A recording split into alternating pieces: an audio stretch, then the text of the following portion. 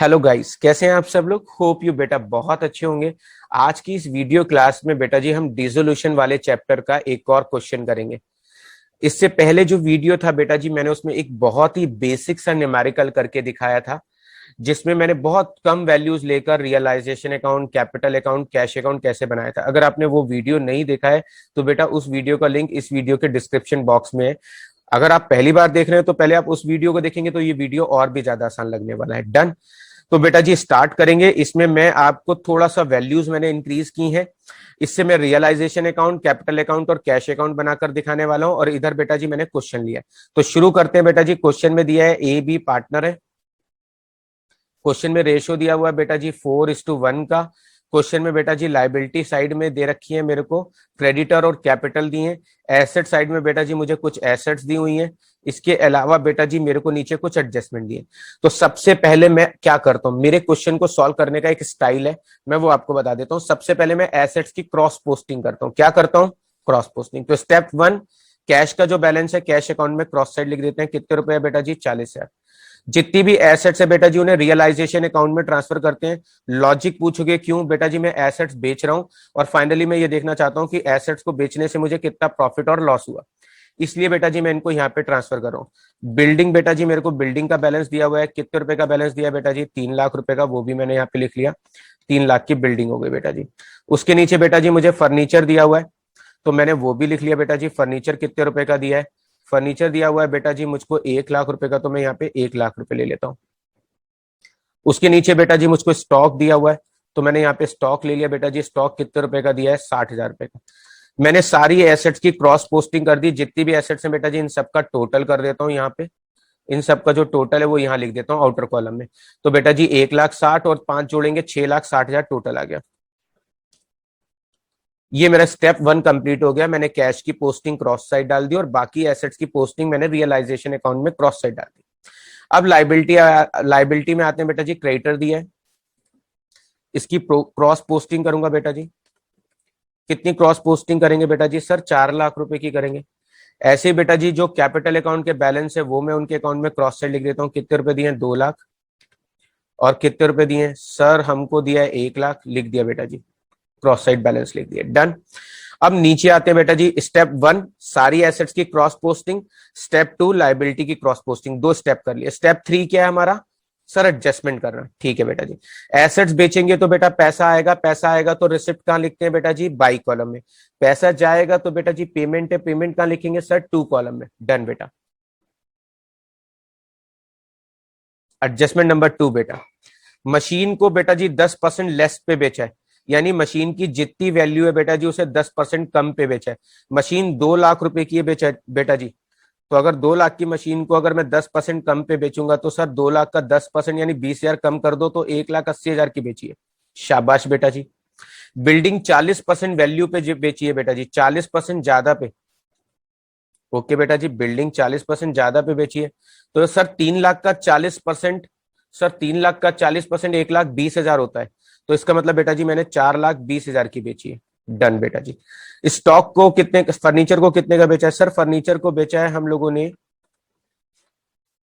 80,000 का। जी बेटा लिख देता हूं मैं 80,000 का। पढ़ो बेटा जी स्टॉक को कितने का बेचा है? सर स्टॉक को हम लोगों ने बेचा है 50,000 रुपए का। लो जी बेटा जी मैंने लिख दिया, स्टॉक को बेचा 50,000 का। सारी एसेट्स मैंने बेच दी बेटा जी। इनका टोटल आउटर कॉलम में लिख लेता हूँ। 6 लाख रुपए 7,30,000, सारी एसेट्स बेटा जी मैंने 7,30,000 की बेच दी है। डन। अब आगे चलेंगे बेटा जी। यहाँ पे लिखा है क्रेडिटर्स को मैंने कितना पेमेंट दिया बेटा जी? फाइनली क्रेडिटर्स को पेमेंट किया 3,50,000 का, तो यहाँ लिख देते हैं बेटा जी क्रेडिटर। क्रेडिटर को पेमेंट दिया बेटा जी 3,50,000 का, यहाँ पर लिख दिया 3,50,000 का पेमेंट हो गया। मैंने सारी एडजस्टमेंट कर दी। स्टेप 1 एसेट्स की क्रॉस पोस्टिंग। स्टेप 2 लाइबिलिटी की क्रॉस पोस्टिंग। स्टेप 3 एसेट्स की एडजस्टमेंट कर दी और लाइबिलिटी की एडजस्टमेंट कर दी। अब आंसर निकालेंगे। स्टेप 4 है हमारा आंसर निकालना। चेक करो बेटा जी कौन सा टोटल बड़ा आ रहा है। सर हमें तो टोटल बड़ा लग रहा है इस बार, ये वाली साइड बड़ी लग रही है सर, बाई साइड। टोटल है बेटा जी 11,30,000। 11,30,000 में से बेटा जी मुझे माइनस करने हैं 10,10,000 रुपए। 11,30,000 में से 10,10,000 घटाएंगे सर 1,20,000 बचेगा। शाबाश बेटा जी। प्रॉफिट आ गया 1,20,000 का, टोटल कर देते हैं 11,30,000। बेटा जी प्रॉफिट को क्या करेंगे सर, प्रॉफिट को पार्टनर्स कैपिटल अकाउंट में क्रॉस साइड बांटेंगे जैसे रिवैल्यूएशन प्रॉफिट बांटते थे। जी बेटा बिल्कुल ठीक। रियलाइजेशन प्रॉफिट बेटा जी शॉर्ट फॉर्म लिखी है मैंने। अगर मैं 1,20,000 को 4:1 के रेशो में बांटूंगा तो बेटा इसके हिस्से में 24,000 आएगा और इसके हिस्से में बेटा जी आएगा 96,000। लो जी बेटा मैंने बांट दिया। अब क्या करें सर, स्टेप 4 हो गया हमारा, रियलाइजेशन अकाउंट का आंसर निकाल के बांट दिया। स्टेप 5 बताओ बेटा जी। सर स्टेप 5 था कि पार्टनर्स के जो बैलेंस बचेंगे कैश करके बंद कर देंगे। तो ठीक है बेटा जी, यहां पर मैं जो भी बैलेंस बचेंगे उन्हें कैश करके पे कर दूंगा। जी बेटा जी, लो भैया जी, कितना पेमेंट कर दूं सर, 2,96,000 आ रहा है इसका, लिख दिया बेटा जी। इसका कितना आ रहा है सर, 1,24,000 आ रहा है। बेटा जी जितनी भी हमने पार्टनर को पेमेंट की होती है, पहले तो मैं यहाँ टोटल लिखता हूं, दोनों साइड का टोटल बराबर कर देता हूं, दोनों साइड का टोटल बराबर कर देता हूं। बेटा जी जितनी भी पेमेंट मैं कर रहा हूं पार्टनर्स को, याद रखिएगा बेटा जी वो कैश अकाउंट में क्रॉस साइड पोस्टिंग होती है। तो मैं यहाँ पे पोस्टिंग कर रहा हूं हाथ के हाथ बेटा जी। एस कैपिटल ए को कितना पेमेंट किया है सर, 2,96,000 का पेमेंट किया। चेक करो बेटा जी बी को कितना पेमेंट किया है सर, बी को पेमेंट किया है हम लोगों ने 1,24,000 का। जी बेटा, ये हमने पार्टनर्स की क्रॉस पोस्टिंग कर दी। अब फाइनल आंसर पे आते हैं बेटा जी। कैश का आंसर निकालने से पहले जितनी भी एसेट्स बेची हैं बेटा जी उन्हें कैश अकाउंट में क्रॉस साइड लिखो। कितने की एसेट बेची बेटा जी सर, 7,30,000 की बेची। कितनी लाइबिलिटीज पे की हैं बेटा जी, 3,50,000 की। बेटा जी जितनी पेमेंट की है वो यहां लिख दी। मैंने एरो इसलिए बनाया कि आपको याद रहे बेटा जी। लाइबिलिटी की पेमेंट कैश अकाउंट में क्रॉस साइड, एसेट्स की पेमेंट कैश अकाउंट में क्रॉस साइड। पता कैसे चलेगा मेरा आंसर सही है सर, टोटल बराबर आना चाहिए। इस साइड का टोटल आ रहा है बेटा जी 7,70,000 रुपए